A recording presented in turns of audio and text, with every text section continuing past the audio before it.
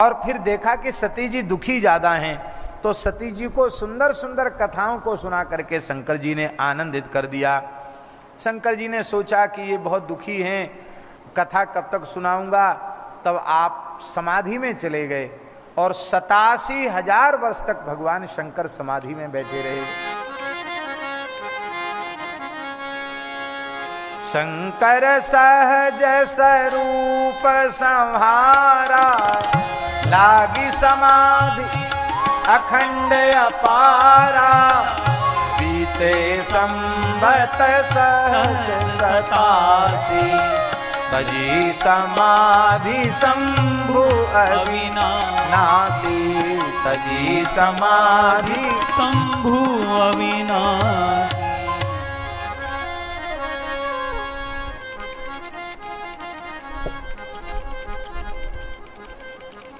एक समय की बात है,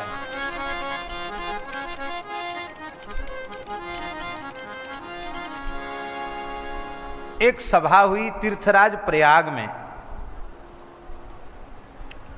उसमें संपूर्ण देवी देवता उपस्थित हुए। बड़ा विशाल यज्ञ हो रहा था। शिवजी के अनन्य भक्त श्री दधीची महर्षि हैं। इनको अनन्य शिव भक्त कहा गया।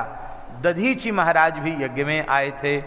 उन्होंने देखा कि यज्ञ में भगवान शिव का कहीं कलश विराजमान नहीं है, शंकर जी का स्थान नहीं है। दधीची ने कहा कि अरे, इस यज्ञ महोत्सव में भगवान शिव का स्थान आप लोगों ने निश्चित नहीं किया, ये तो बहुत बड़ी भूल आप लोगों से हुई। एते सुरेशा मुनयो महत्तरा, सलोकपाला समागता ही, तथापि यज्ञस्तुन शोभते वृषम पिनाकिना तेन महात्मना बिना। यद्यपि संपूर्ण ब्रह्मांड के ऋषि मुनि महात्मा यहाँ बैठे हैं, देवी देवता बैठे हैं, लेकिन बिना भगवान शिव के इस यज्ञ की शोभा नहीं हो रही है। भला बिना भगवान शिव के यज्ञ पूर्ण कैसे होगा? भगवान शिव को अत्यंत आदर पूर्वक यहाँ लाना चाहिए। तस्मात् सर्व प्रयत्न ह्याने तब्यो वृषध्वजा। आप सब जाइए, उनको मना करके यहाँ ले आइए। भगवान शंकर बड़े दयालु हैं। यह सुनते ही दक्ष बोला, अरे बिना पूछे बिना जांचे तुम अपना प्रवचन क्यों करने लग गए? यहां आपसे कोई सलाह परामर्श मांग रहा हो तो आप दीजिए। आपसे मांगा किसने परामर्श? आप अपना काम कीजिए। मूलम ही विष्णुर्देवानाम देवतानाम यत्र धर्म सनातनः समानीतो मया सम्यक किमूनम यज्ञ कर्मणि।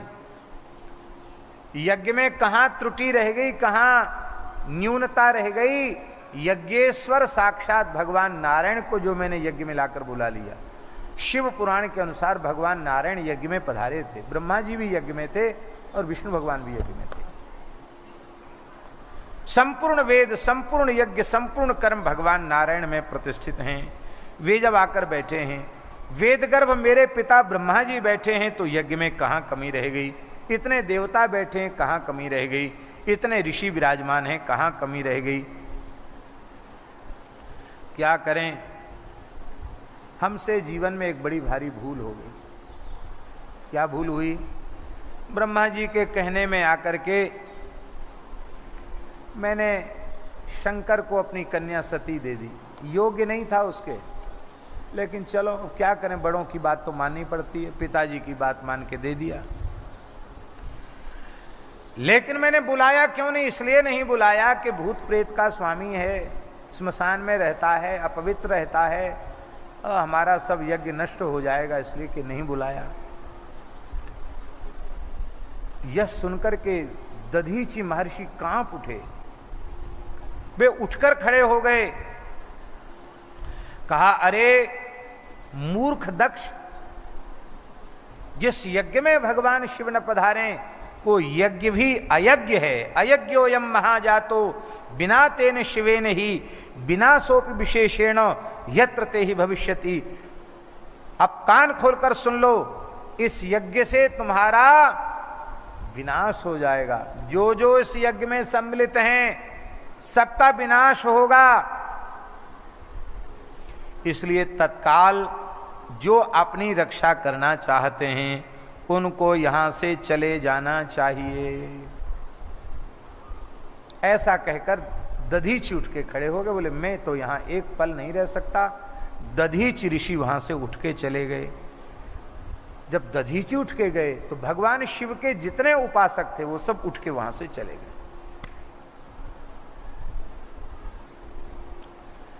यह देख करके दक्ष बहुत प्रसन्न हुआ, बोले अच्छा हुआ शंकर जी का भगत दधीचि चला गया, और दधीचि के जैसे और भी जो उनके थे चेला चांटी वो भी चले गए। मैं यही चाहता हूं कि शंकर जी के प्रति किसी भी प्रकार से संपर्क संबंध रखने वाला व्यक्ति हमारे पास ना आवे। अच्छा हुआ, हमको हटाना पड़ता, अपने आप सब सफाई हो गई, छटनी हो गई, चले गए। अच्छा हुआ।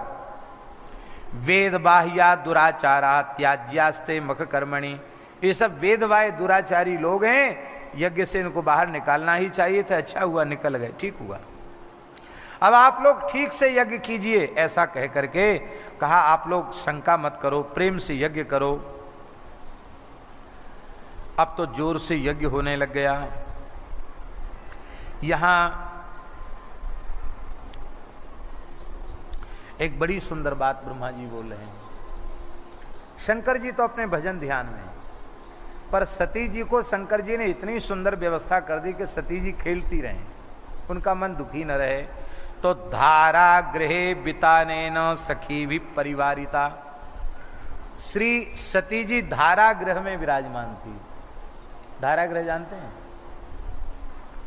ऐसा महल जिसके चारों ओर फव्वारे छूटते हों, धारा गृह। ओस के कण जैसे एकदम आकाश में छाते हों, ऐसा समझिए जल महल के जैसा। जल में स्थित और जल के फव्वारे छूट रहे हैं, जल की धाराएं पड़ रही हैं, सुंदर छत्र तना हुआ है, फूलों से लताओं से आच्छादित है, उसमें जलक क्रीड़ा कर रही है भगवती सती सखियों के साथ। उन्होंने देखा आकाश विमानों से भरा हुआ है। अपनी विजया नाम की सखी को कहा जाकर पता लगाओ। विजया नाम की सखी चंद्रमा के पास गई और चंद्रमा से पूछा। चंद्रमा ने कहा कि दक्ष का यज्ञ हो रहा है और उसी में सभी देवी देवताओं को बुलाया है। हरिद्वार कनखल क्षेत्र में ये यज्ञ हो रहा है, हम लोग वहीं जा रहे हैं, क्या तुम नहीं चलोगी? तुम्हारे पिताजी तो यज्ञ कर रहे हैं। कह के चंद्रमा चले गए। सती जी ने भगवान शंकर से कहा, भगवान मेरे पिता के यहाँ यज्ञ हो रहा है, आपको निमंत्रण नहीं आया क्या? पितुर्मम महायज्ञे कस्मात् तव न रोचते गमनम देव देवेशो तत्सर्वम कथय प्रभो। आप मेरे पिताजी के यज्ञ में क्यों नहीं जाना चाहते हैं? क्योंकि सज्जन पुरुष अपने सुहृदों के साथ प्रेम का निर्वाह अवश्य करते हैं। शंकर जी ने कहा, दक्षस्तव पिता देवी मम द्रोही विशेषता। तुम्हारा पिता दक्ष मेरा विशेष द्रोही है, शत्रु है, मेरे प्रति बहुत शत्रुता का भाव रखता है। और देखो देवी, तुम कह रही हो कि अपने माता, अपना प्रेमी हमको बुलाना भूल गया, हम चले गए, तो उसको प्रसन्नता हो जाती है। देखो ये अपना मानते थे इसलिए तो आ गए, और प्रेम बढ़ जाता है। आपका कोई प्रेमी मित्र है और किसी कारण से आप उसको भूल गए, और वो मित्र उसको सूचना मिली और वो बिना बुलाए पहुंच गया, तो कितनी प्रसन्नता होगी आपके मन में? आपका प्रेम घटेगा कि बढ़ेगा? और ज्यादा बढ़ जाएगा। पर जहां जाने के बाद व्यक्ति का चेहरे ही बिगड़ जाए कि अरे ये कहां से आ गया, तो वहां जाने पर तो राग द्वेष की आग जलने लग जाती है। इसलिए अनाहुता से ये देवी गच्छन्ति परमंदरम अवमानम प्राप्नुवन्ति मरणादिकम, तथा जो बिना बुलाए जाते हैं दूसरों के घरों में उनका अपमान होता है, और अपमान के समय मृत्यु से अधिक पीड़ा होती है।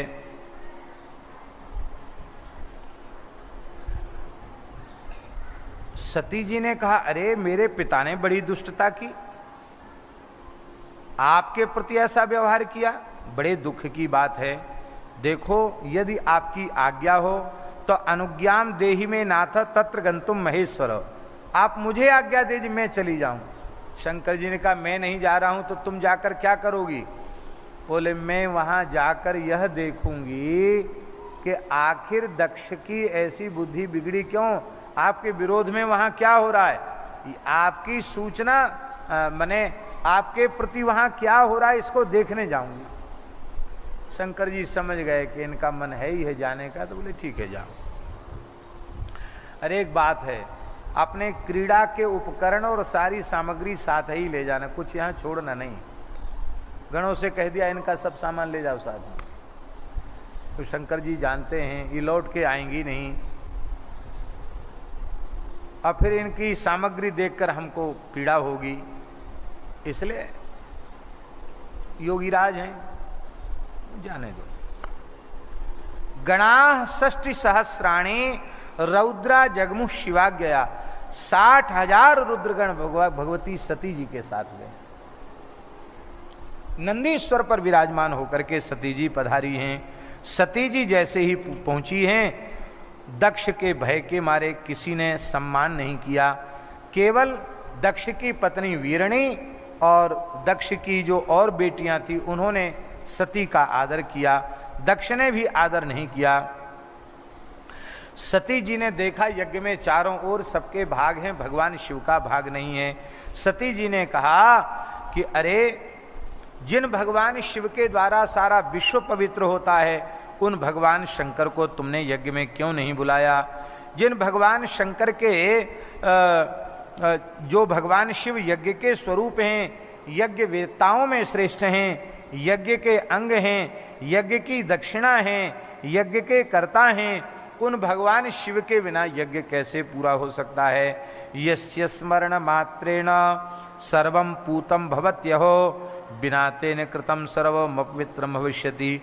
जिन भगवान शिव के स्मरण मात्र से सब पवित्र हो जाता है, उन भगवान शिव का विरोध करने से यज्ञ में पवित्रता ही नहीं रह जाएगी, यज्ञ में शुचिता नहीं रह जाएगी, सब कुछ दूषित हो जाएगा। सबको फटकारा भी सती ने। सती ने कहा तुम सबकी बुद्धि भ्रष्ट हो गई है, जिस यज्ञ में भगवान शिव का विरोध है, आप सब क्यों आए हो यहां। विष्णु को भी फटकारा, ऐसा यहां लिखा है। ब्रह्मा जी को भी फटकारा, सबको फटकारा, इंद्र को फटकारा।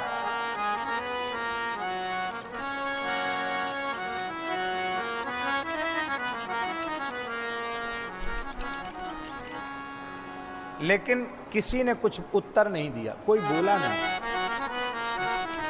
तब दक्ष ने कहा कि अरे सती अब मौन हो जाओ, चुप हो जाओ, यहां तुम्हारे ज्यादा बोलने की आवश्यकता नहीं है। गच्छवा तिष्ठवा भद्रे कस्मात् त्वं ही समागता। चाहे यहां रहो चाहे यहां से चली जाओ, पहले ये बताओ तुमको यहां बुलाया किसने, तुम क्यों आई हो।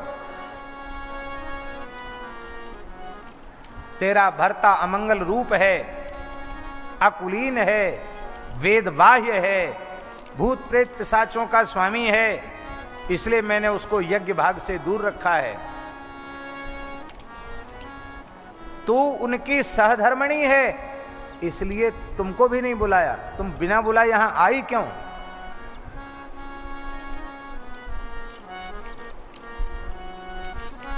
यदि तुमको यज्ञ में रहना है ना, तो शांत होकर के रहो यज्ञ में, बोलो मत। ब्रह्मा जी प्रेरणा न देते तुम्हें, तुम्हारा कन्यादान, तुम्हारा पाणी ग्रहण शिव जी के साथ नहीं कराता। यह सुनते ही सती और अधिक व्याकुल हो गई। सती जी ने कहा यो निंदति महादेवम निंद्यमानं शृणोति वा ताबुभौ नरकं यातौ यावच्चंद्र दिवाकरौ। जो भगवान शिव की निंदा करते हैं अथवा जो उनकी निंदा करने वाले की निंदा को सुनते हैं, वे दोनों जब तक सूर्य चंद्र आकाश में तब तक नरक में पड़े रहते हैं। मैं समर्थ हूं तुम्हें दंड देने में, लेकिन कोई पुत्र या पुत्री अपने पिता को दंड दे, ये अमर्यादा है। मैं दंड नहीं दे सकती, मैं मर्यादा का अतिक्रमण नहीं कर सकती, लेकिन मैं अपने आप को दंड दूंगी। क्यों? क्योंकि शिवद्रोही के अंश से मेरा जन्म हुआ है, शिवद्रोही पिता मुझे मिला है, इसलिए मैं अपने आप के शरीर को नष्ट कर दूंगी, अग्नि में प्रवेश कर जाऊंगी।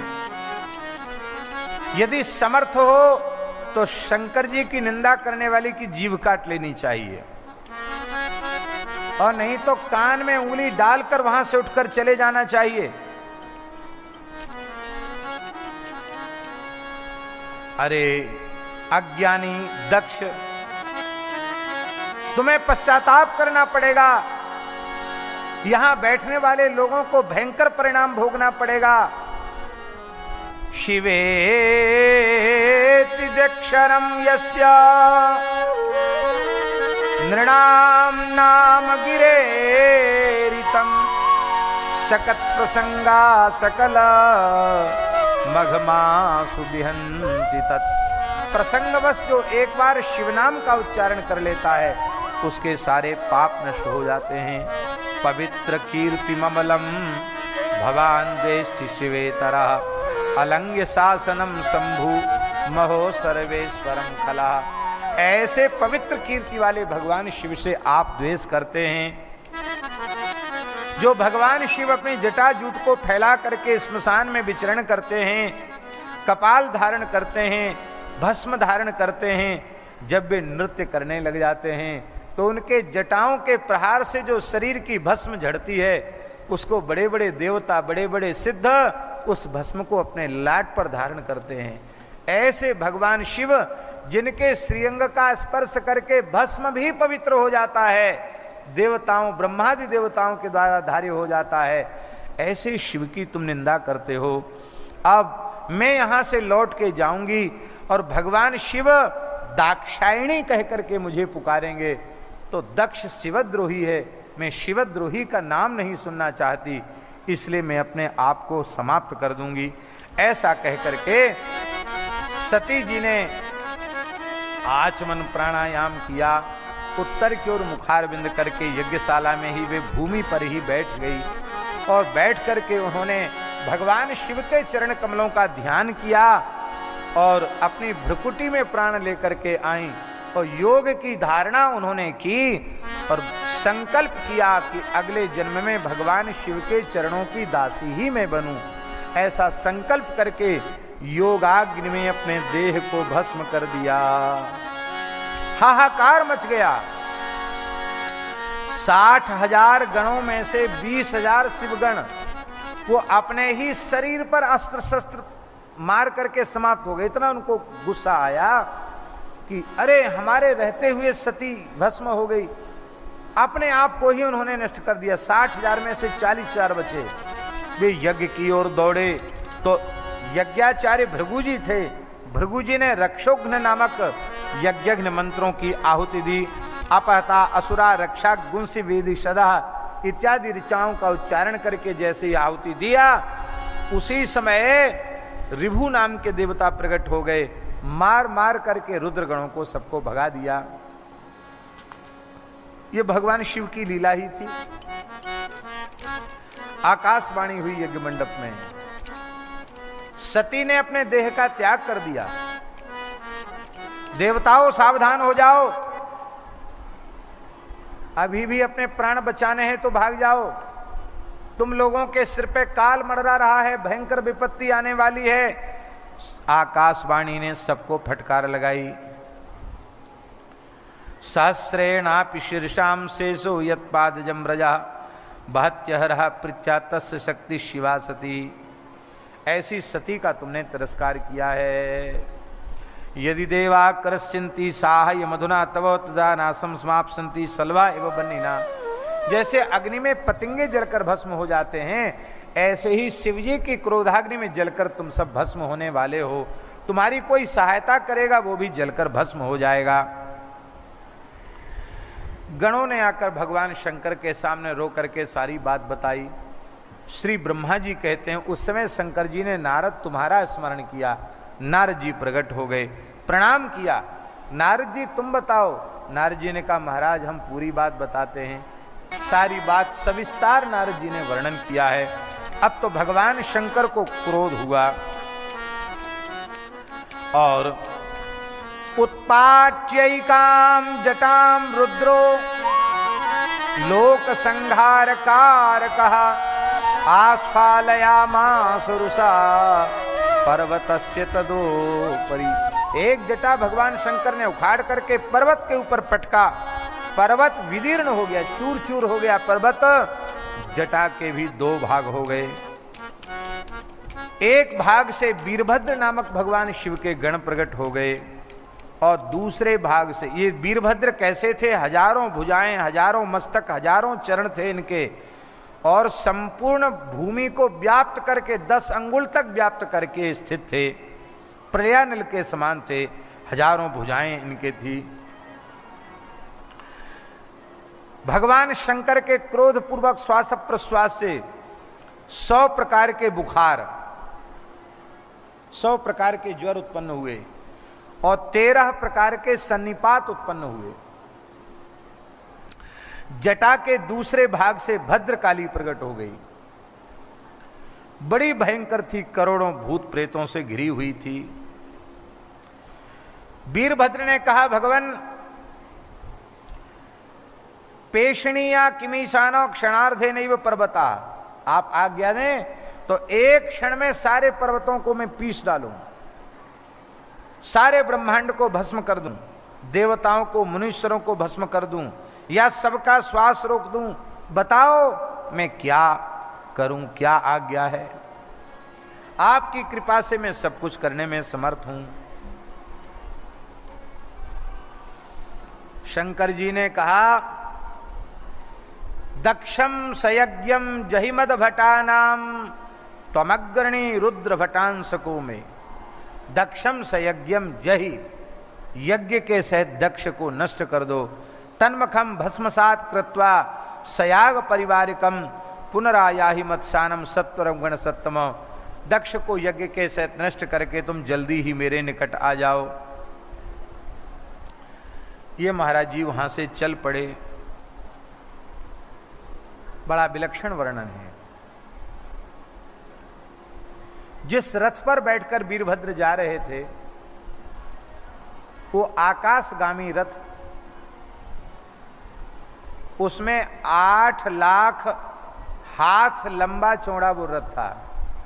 8 लाख हाथ लंबा और 8 लाख हाथ चौड़ा। उसमें 10,000 सिंह जुते हुए थे, दिव्य सिंह थे। काली, कात्यायनी, ईशानी, चामुंडा, मुंडमर्दनी, भद्रकाली, भद्रा, त्वरिता, वैष्णवी, ये 9 दुर्गाएं उनकी चारों ओर से खड़े होकर रक्षा कर रही थी।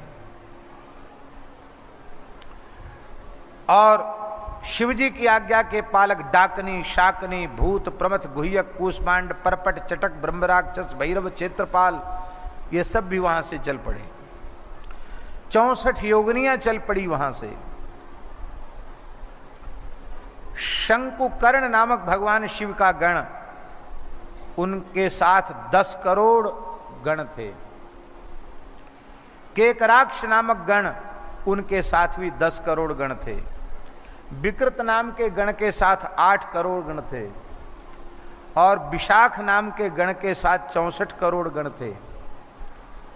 पारियात्रिक नामक शिव गण के साथ 9 करोड़ गण थे। सर्वांक नामक गण के साथ 6 करोड़, विकृतानन के साथ 6 करोड़, ज्वाला केश के साथ 12 करोड़, समदत जीमान के साथ 7 करोड़, दुर्भद्र के साथ 8 करोड़, कपालीस के साथ 5 करोड़, संदारक के साथ 6 करोड़ और कोटि और कुंड, ये जो गुण हैं उनके साथ 1-1 करोड़। विष्टम्भ के साथ 64 करोड़ और सन्नंद, सन्नाद, पिप्पल, इनके साथ 1-1 हजार करोड़ और आवेशान, सततापन, इनके साथ 8-8 करोड़। गणाधीश महावेश के साथ 12 करोड़। इस तरह से बहुत लंबी लिस्ट है महाराज जी। और रुद्रगण, लगता था सारा ब्रह्मांड उन्हीं से भर गया है। हाहाकार मच गया। और भी लंबी सूची है, हम तो पूरी पढ़ी नहीं।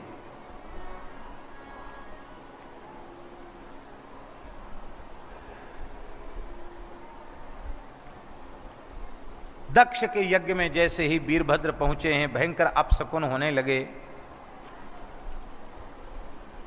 दक्ष के मुंह से खून आ गया डर के मारे। दक्ष ने भगवान विष्णु के चरण पकड़ लिए। महाराज यज्ञेश्वर यज्ञ नारायण हमारी रक्षा करो। विष्णु भगवान बोले, देखो भाई, रक्षा तो तुम्हारी हम भी नहीं कर सकते, क्योंकि शिवद्रोह का परिणाम तो भोगना ही पड़ेगा।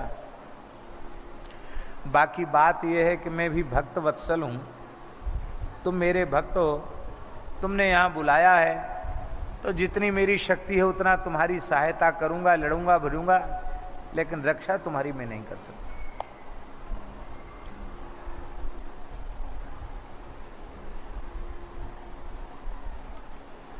एक श्लोक बहुत प्रसिद्ध है, वो श्लोक हम अब तक नहीं जानते थे कहाँ का श्लोक है, लेकिन ये शिव पुराण का श्लोक है, लिखने योग्य श्लोक। अपूज्या यत्र पूज्यन्ते पूजनीयो न पूज्यते त्रीणि तत्र भवस्यन्ति दारिद्र्यम मरणम भयम। भगवान नारायण कह रहे हैं, अपूज्य की जहां पूजा होती है और पूजनीय की जहां पूजा नहीं होती है, वहां तीन काम होते हैं, दरिद्रता, मृत्यु और भय। भगवान शिव परम पूजनीय हैं, उनका तिरस्कार हुआ है, वो तो भोगना पड़ेगा।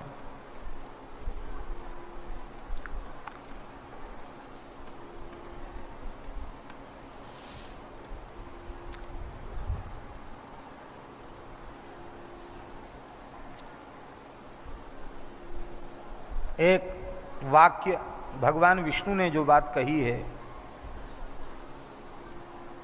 बहुत ही प्यारी बात। भगवान कह रहे हैं, दक्ष, तुम्हें अपने पुस्तकीय ज्ञान का बड़ा अभिमान है।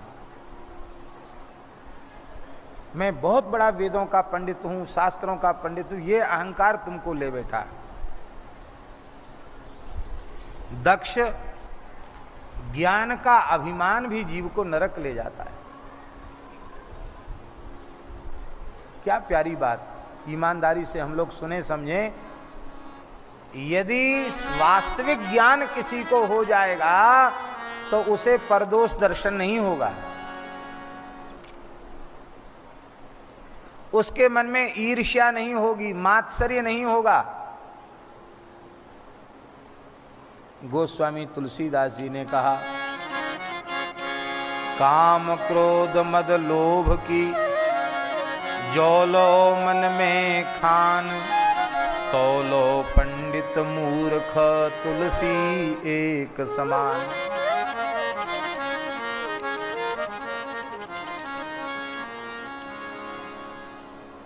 श्लोक लिखने योग्य है। केवलम ज्ञानमाश्रित्य निरीश्वर परा नरा निर्यन्ते च गच्छन्ति कल्पकोटि शतानि। जो केवल ज्ञान का आश्रय लेते हैं वे कई बार नास्तिक हो जाते हैं। उनकी धर्म और ईश्वर में भीतर से श्रद्धा नहीं होती है। भीतर से श्रद्धा होती तो उनका आचरण परिवर्तित हो जाता।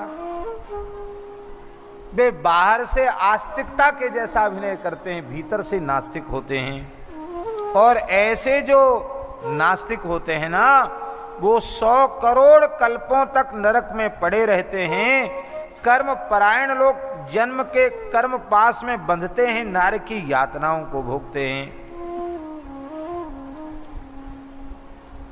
तुम्हें अपने कर्मकांड का भी बड़ा अभिमान है, तुम्हें अपने वेद ज्ञान का भी अभिमान है, इसी कारण तुमने भगवान शिव का तिरस्कार किया है। शरण्योस्माकमधुना नास्ते भी जगत्त्रये शंकर द्रोहिणो लोके का शरण्यो भविष्यति। इस समय शंकर जी से द्रोह करने के कारण तुम्हारी रक्षा करने वाला तीनों लोकों में कोई नहीं है, लेकिन फिर भी तुम चिंता मत करो, हम जहाँ तक होगा वहाँ तक तुम्हारी सहायता करेंगे। बात हो ही रही थी तब तक भगवान शंकर के गण वीरभद्र ने पूरी सेना के सहित यज्ञ स्थल को घेर लिया। भयंकर युद्ध होने लग गया। इंद्र ऐरावत पर सवार होकर आ गए, अग्नि भेड़ पर सवार होकर, यमराज भैंसे पर सवार होकर के, निवृत्ति प्रेत पर सवार होकर के, सबके जो जो वाहन हैं अपने अपने वाहन पर बैठ करके सब युद्ध के लिए सामने आ गए।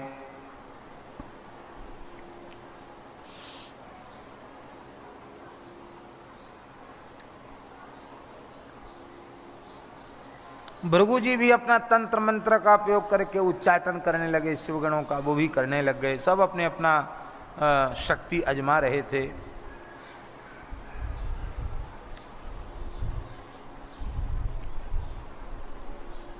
लोकपालों ने बृहस्पति जी से पूछा, गुरुजी हमारी विजय होगी कि नहीं? बृहस्पति जी बोले, भूल जाओ विजय का नाम।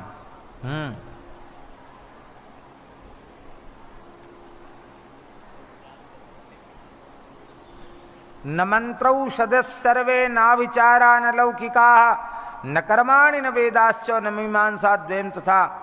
आज तुम्हारी रक्षा करने वाला कोई नहीं है।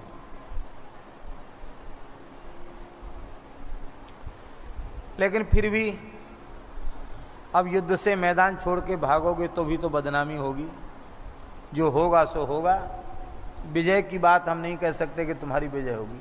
भला शिव विरोधी की विजय संभव नहीं है।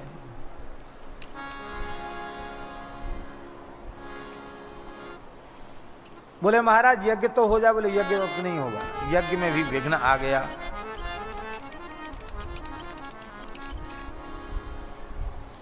वीरभद्र ने सब देवताओं को फटकारा है और भगवान नारायण से कहा, विष्णु भगवान से कहा, और सब आ गए तो आ गए, आप क्यों चले आए यहां? कुछ कटु वचन भी वीरभद्र ने भगवान श्री हरि को बोले। विष्णु भगवान ने कहा कि वीरभद्र तुम कुछ भी कहो, हमको क्रोध नहीं है, लेकिन तुमने जो हमको शिव विरोधी कह दिया, ये बात हमें बहुत पीड़ा पहुंचा रही है। मैं शिव भक्त हूं, मैं शिव विरोधी नहीं हूं, मैं शिवद्रोही नहीं हूं।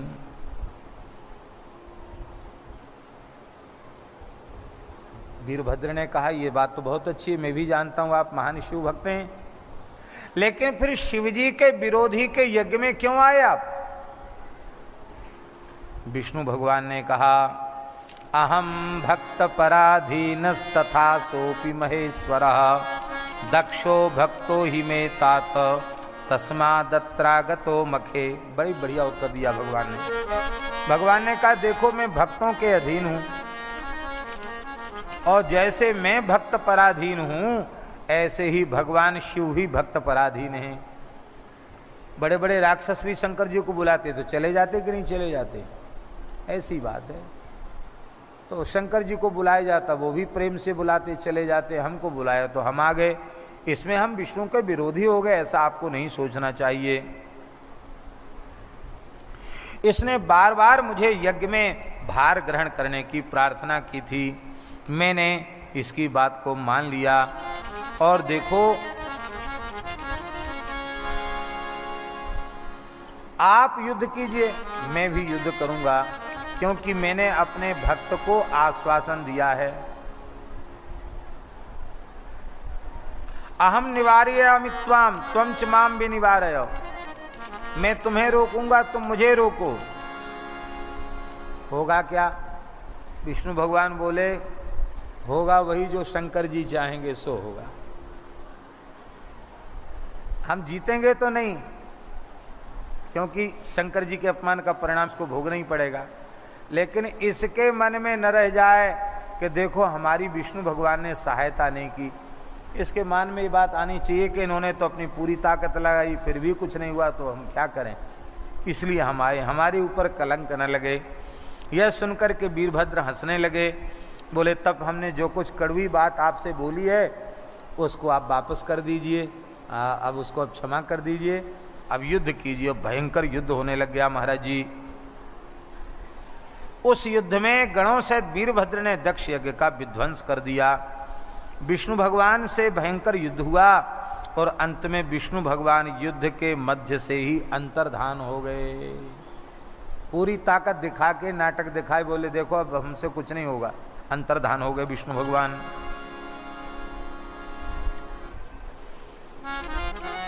वीरभद्र ने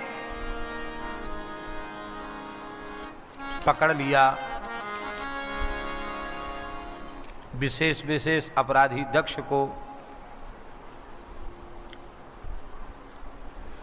पकड़ करके वो महाराज छिप गया था अंतर्वेदी में जाकर के, खोज लाए, तलवार से प्रहार किया, सिर कटा नहीं, तो बोले कटेगा नहीं, टूट तो जाएगा, पटक करके जोर से उसको मरोड़ा सिर को और उखाड़ लिया सिर को, और उखाड़ करके यज्ञ के कुंड में स्वाहा रुद्राय नमः स्वाहा डाल दिया। ये तो यजमान की दशा भई। मणिमान नाम के गण ने यज्ञाचार्य भृगु जी को, एक मैं आपका सेवक हूं, दधीची ने उनको तो क्षमा कर दिया, हृदय से लगा लिया। विष्णु भगवान को कहा कि तुमने देवताओं के सहित हमारा विरोध किया है, इसलिए तुम्हारे एक ऐसा अवसर आएगा कि तुम एक ऐसे यज्ञ में सम्मिलित हो जाओगे जहां शिव जी का आदर नहीं है और वहां रुद्र गणों के द्वारा तुम्हें पराजित होना पड़ेगा। तो वही शाप के कारण विष्णु भगवान को यहाँ आना पड़ा और वे पराजित हुए। अब तो सब लौट करके विष्णु भगवान, ब्रह्मा जी, संपूर्ण देवता कैलाश में आए, भगवान शंकर की शरण में गए, भगवान शंकर की प्रार्थना की है, भगवान आप यज्ञ को बचाइए, यज्ञ की रक्षा कीजिए, क्योंकि यज्ञ मृगरूप धारण करके भाग रहा था, यज्ञ को भी मार दिया था, समाप्त कर दिया था वीरभद्र ने। भगवान शंकर प्रसन्न हो गए, भगवान शंकर यज्ञशाला में आए और यज्ञशाला में आकर के यज्ञशाला में आकर के भगवान शिव ने अनुग्रह किया, सबको जीवित कर दिया। विशेष अपराधियों के थोड़े थोड़े चिन्ह छोड़ दिए। भृगु जी को कहा कि बकरे की दाढ़ी मूछ तुम्हारी रहेगी। भूखा देवता को कहा कि तुम यजमान के द्वारा दिए हुए सतुआ के पिंड खाओ, उसमें दांत की जरूरत नहीं है। भग देवता तो कहा तुम मित्र देवता के नेत्रों से अपना काम चलाओ। और यह भी कहा जाता है कि शंकर जी ने नेत्रहीन लोगों को विशेष आशीर्वाद भी दे दिया कि तुम्हारे भीतर कोई विशिष्ट ज्ञान उत्पन्न हो जाएगा, ऐसा भी कहा जाता है। यज्ञीय पशु बकरा वहां था, उस बकरे का ही सिर दक्ष के सिर पर रख दी, धड़ पर रख दिया गया। दक्ष जीवित हो गया। दक्ष ने भगवान शिव की स्तुति की, नमो रुद्राय शांताय ब्रह्मणे परमात्मने कपर्दिने महेशाय ज्योत्स्नाय महते नमः। यहाँ भगवान शिव की एक स्तुति में एक विशेष बात आई है, ब्राह्मणानां गवां चैव धर्मस्य प्रतिपालका। हे प्रभु, आप ब्राह्मणों के पालक हैं और आप गायों के पालक हैं, आप गोरक्षक हैं, क्योंकि गौ और ब्राह्मण की रक्षा से ही धर्म की रक्षा संभव है। आप शरण्य हैं, भगवान की प्रार्थना की है। भगवान ने कृपा करके यज्ञ को पूर्ण किया है। अब यज्ञ में भगवान ने सब देवताओं को बुला करके कहा कि देखो, ये ब्रह्मा जी और ये विष्णु भगवान, ये दोनों मेरा ही स्वरूप है, मुझसे भिन्न नहीं है। तुम्हें किसी भी प्रकार से इनका तिरस्कार नहीं करना चाहिए। अद्य ज्ञातम मया तत्वम सर्वोपरि भवान मतः विष्णु ब्रह्मादि विसेव्यो वेद वेद्यो महेश्वरः। इस प्रकार से सती खंड यहाँ पूर्ण हो जाता है